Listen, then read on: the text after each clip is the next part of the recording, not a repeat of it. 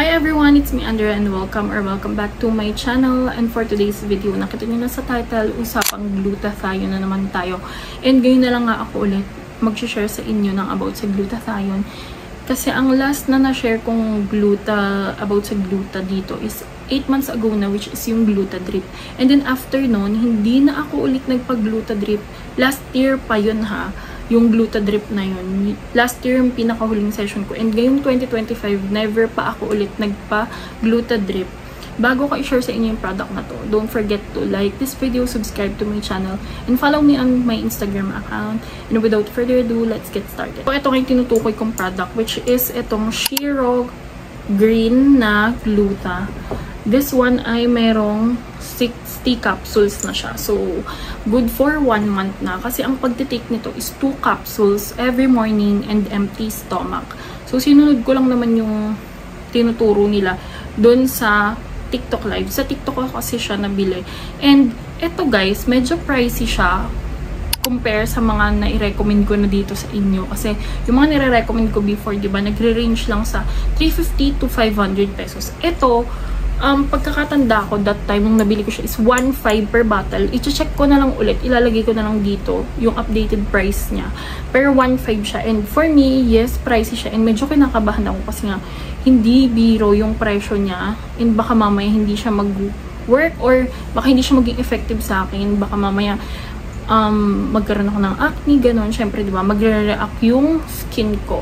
I'm really happy na wala naman siyang naging negative reaction sa face ko. Hindi ako nagkaroon ng acne, hindi ako tinigyawat dito, wala ring LBM, and kahit may acid reflux ako, hindi naman niya natitrigger yung acid reflux ko kasi empty stomach nga siya iniinom. So, isip ko baka mamaya umatake yung acid reflux ko. Wala namang ganun. Kahit may period ako, umiinom pa rin ako nito, and sinasabay ko siya sa pills. Nagpi-pills kasi ako, and yung pills ko is trust pills. Okay naman siya, wala namang ibang reaction sa body ko or sa pakiramdam ko. So, tinuloy-tuloy ko lang yung pag-inom ng ganon na every morning and 2 capsules, empty stomach. And nakalagay dito sa bottle niya, meron siyang inulin fiber, Garcinia cambogia, green tea, Hoodia gordoni, if I'm not mistaken kung paano yung i-pronounce.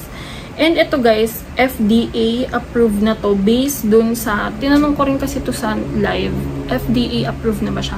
Sabi naman, FDA approved na siya.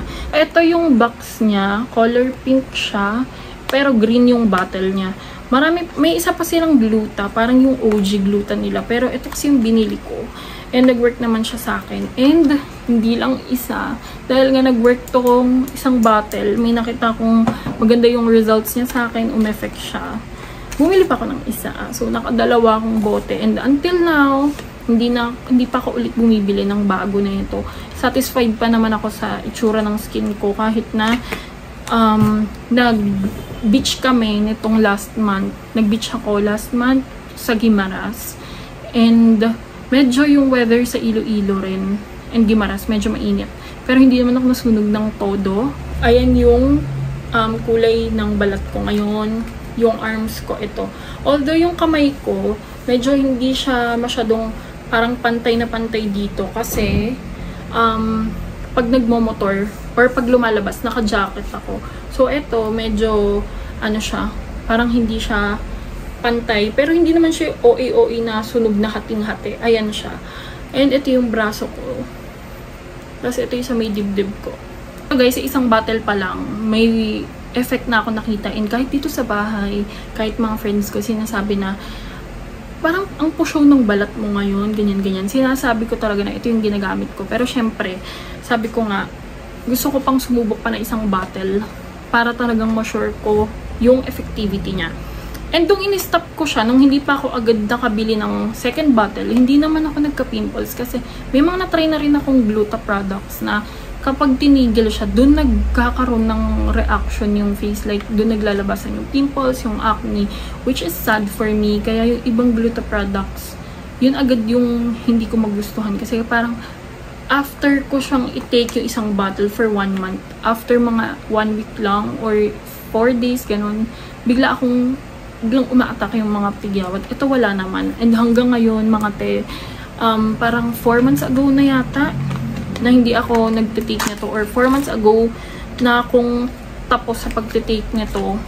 Pero yung skin ko okay na okay pa din. Nare-receive ko din question is, kapag ba tinigil na yung, or hindi ka na umiinom ng gluta capsules, babalik sa dati yung kulay mo? Sa akin, hindi naman. Hindi naman ako sunog na sunog kasi nag-beach pa nga kami partida. Pero syempre, protect your skin pa rin. Use lotion na may mga SPF and sunscreen. Syempre, pinoprotect ko yung skin ko ng sunscreen naman porket nag-gluta ka is pababayaan mo na yung skin mo. Sobrang importante pa rin ng sunscreen, sunblock, lalo na kung palalabas ka. And alam niyo naman yung weather dito sa Philippines. Mainit, lalo na kapag summer. Pero ngayon kasing rainy season, hindi naman ako palalabas and malamig naman yung weather. Kaya hindi rin exposed palagi yung balat ko sa araw. Ayan yung kulay ng balat ko ngayon. Hindi ko alam kung baka sa lighting lang, pero sa personal, mas iba yan. And siguro, magtitake na lang ako ulit nito kapag summer, next year, bibili ako ulit. And kasi ngayon, satisfied pa naman ako sa kulay ko. Hindi naman ako sunog. Okay naman kahit nag-beach nga ako sa Guimaras last month. And sa Iloilo, medyo mainit yung weather nung pumunta ako. If ever interested kayo or nakikita nyo na before tong Shiro Green and nag-hesitate kayong itry, girl, try mo na. FDA approved naman siya according dun sa seller. Again, yung pagtitake niya is 2 capsules every morning, empty stomach ang ginagawa ko, which is naging mas effective sa akin. And more water. For me, sulit siya sa 1.5 kasi sa first bottle pa lang, ang bilis ng effect niya. Like, hindi ko naman sinabing sobrang puti ko ganun, pero gusto ko yung effect niya, which is parang natural na puti lang. Hindi siya yung pale, and then hindi rin siya yung parang yellowish na kulay. Parang yung bumalik lang sa dati kong kulay nung bago ako masunog sa beach nung May na nag-beach kami. Ever gusto nyo itry itong Shiro Green, nandyan yung link, i-click nyo lang and try nyo na kahit 1 bottle.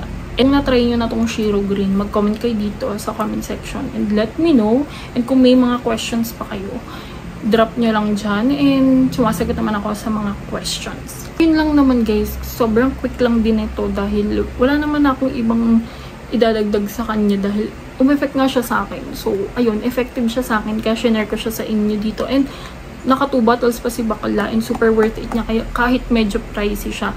So, share ko na lang din kung paano ko nga siya tinitake.